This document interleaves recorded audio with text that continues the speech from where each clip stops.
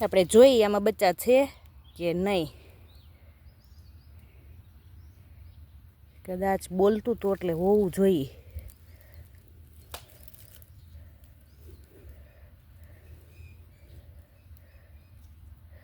કેવો માળો બનાવ્યો ખિસકોલીએ, એક એક તાતણો અંદર ભેગો કરીને.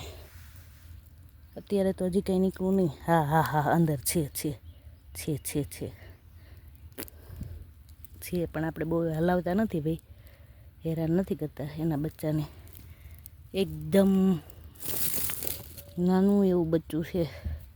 અત્યારે ખિસકોલી વિયાણી હોય અને એના બચ્ચા હોય છે દેખાય જો કેવું નાનું બચ્ચું છે. હજી તો નાનું એવું, આંખું ખુલ્લી નથી. અને પાછું એને આપણે આરામથી અંદર જવા દઈએ. આ બચ્ચું છે, એની મમ્મી હતી એટલે જો અંદર કેવું છે.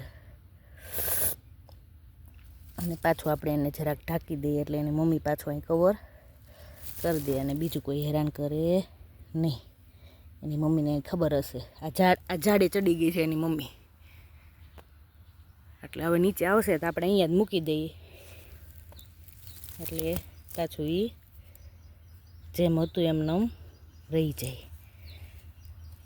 હાલો ભાઈ ખિસકોલી બેન, આવી જાજો અને તમારા બચ્ચાને કેર કરી લેજો. આ ગુલમોહર હતો અને એની આખી ડાળી તૂટી, એટલે હજી એક અમારું આ ભાઈ લટકે છે, એમાંય કદાચ હોવું જોઈએ બચ્ચા, એટલે એને વાંધો નથી, પણ આ ડાળી તૂટી એટલે આપણે એને નીચે મૂકી દીધું.